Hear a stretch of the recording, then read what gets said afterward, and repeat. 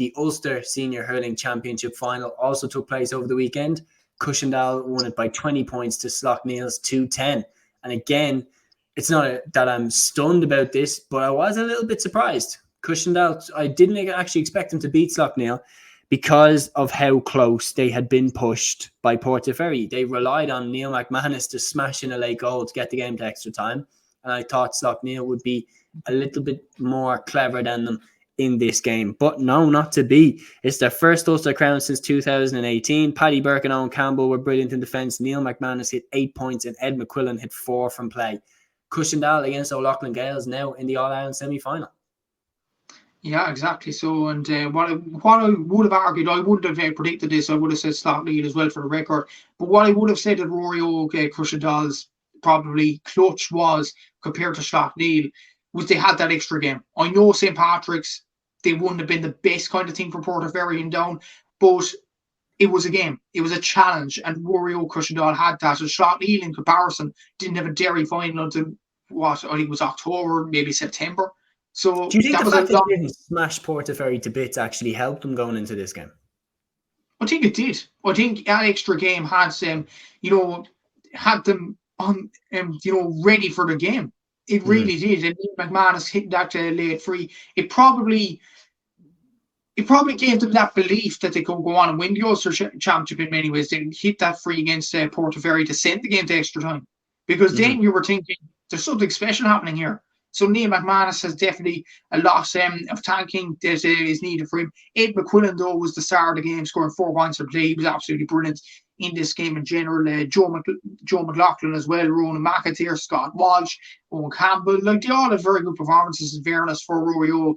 And fair play to them for getting over the line. Slaughtneil, they had their footballers like Chrissy McCaig, Shane McGuigan and Brendan Rodgers. They definitely put up a very good performance themselves. 2 of them even got on the score sheet. But it wasn't to be, as you said, and Rory Eoghan got over the line and they will play O'Loughlin Gaels in the semi-final. One thing, the Antrim G admin on Twitter, I'm not sure that you see that. He was putting up a post about Neil McManus' point. He was saying that Neil McManus spinning Chrissy McCaig. He was saying Neil McManus / Chrissy McCaig / see ya. So a lot of it's social media for that for the Antrim GA. Admin. A lot of people are complaining, saying it was unclassy. I'm not sure of your opinion on it. I thought it was quite a funny moment, but fair play for Cushendall getting over the line. Nah, I get a sense of humour. Have a bit of a laugh with it. Look, it's one of those things that probably hurts because you did get sent to the shops, but at the same time, like, look, I think it's a little bit of spice. I think there's room for that in the game. But yeah, I think it's definitely an outstanding victory for Cushendall. I didn't see it coming. I thought Slaughtneil would have the number, but they didn't. Cushendall against O'Loughlin Gaels in that All-Ireland semi-final. Having watched the 2 of them in action over the weekend, which one are you kind of leaning more towards? I would say O'Loughlin Gaels, but only just. Like you've seen with Ulster teams like Dunloy and Slaughtneil, they definitely put up a challenge to these sides like a Ballygunner or O'Loughlin Gaels in the semi-final stage. I just feel O'Loughlin Gaels will have enough for them. The likes of Paddy Deegan, like Owen Wall didn't have his best performance against Kilmacud. He'll certainly crank it up the gears again in the semi-final. I think O'Loughlin Gaels will get over the line. But let's be honest, Seamus, whoever's coming through will not win the final. Yeah, no, I do agree with you. I think O'Loughlin Gaels will be the team that loses the Ballygunner in the final. I don't think anybody can stop Ballygunner now. But like, look, when you look at it, like, just before we move on to the Camogie, when you look at it, like, we have a situation here where in the Camogie, Sarsfields from Galway won their semi-final. They're going into the final and they will probably go in expecting to win. I know Dixborough are fantastic and definitely won't be complete underdogs in that game. It's very much a 50-50 tie.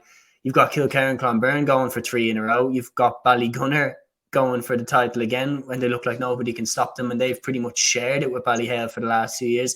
And then you've got Kilmacud Crokes going for 2 in a row in the football, and they've just won a 3rd Leinster title in a row. Do you think that the club championship is becoming a little bit more kind of dominated by a few clubs than it was maybe 20 years ago? Possibly so. When you even think about it before, the likes of these sides that you mentioned, It came to the fore. In hurling, it was Ballyhale Shamrocks. They seem to take every All-Ireland hurling championship to an extent. In football, before that, it was Kilcoo. Before that, even, it was Corfin and Dr. Crokes that kind of shared it.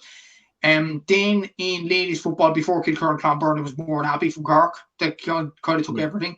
And in Camogie, I think it was nearly always Saracens, wasn't it? Or the Bala from Wexford or another. So I think it was just a general thing that has happened over the last few seasons. I think the days of the shocks in intercounty and club has kind of drifted away now. Like, you look at the club game in football in the early 2010s. We talked about Bridges there. That was a huge shock in them winning the championship. Like, even look at St. Gall's in 2009 from Antrim. I think those sorts of games, those finals won by mediocre. I wouldn't say mediocre now, that's a bit harsh, but unfancy teams is kind of gone. I think Lockheed Shamrocks won the All-Ireland in 2009 as well from Antrim. That was an incredible year for Antrim in general. Lockheed and St. Gall's both winning. I think like that, those sorts of days are now slowly drifting away. Well, I just think it's because of the way that the game is being played, man. Because I remember Joe Brolly said it on Joe Brolly said it about the Dublin team. He said that like the days he said it in 2013. Like, so this is like 10 years ago he said this. He said the days where you could go out and kind of smash and grab against a good team are long gone, because the good team or the better team will just control the game for the entire 70 minutes, 60 minutes, and you're forced to play on their terms. So when you play Kilmacud Crokes often make you play their game. So they set up how they're going to set up, and you end up playing into their hands. They smash you early, and like Ballygunner did it there to Clonlara, smashed them for 2 goals in the first quarter, and then Clonlara are chasing the game for the rest of the game, and it's played on Ballygunner's terms. Like, when you look at it, it's very much whoever has the best kind of system and process tends to win. And look, the best players usually win out, but a system and process has more now to play than ever before. And when we see with super clubs, like I put up a poll and someone commented back to it, and it was a really, really good point. I put up a poll back in 2021 when Lockmore, Castellani and Kilmacud Crokes both won the double in Dublin in football and hurling. And I said, which is a more impressive double? And someone said, Lockmore's is way more impressive because Kilmacud's did their double with 2 different teams. Yeah. And I looked through it and went, oh my God, they have a completely different starting 15 for both the football and the hurling. There is nobody who plays senior football for Crokes that also plays senior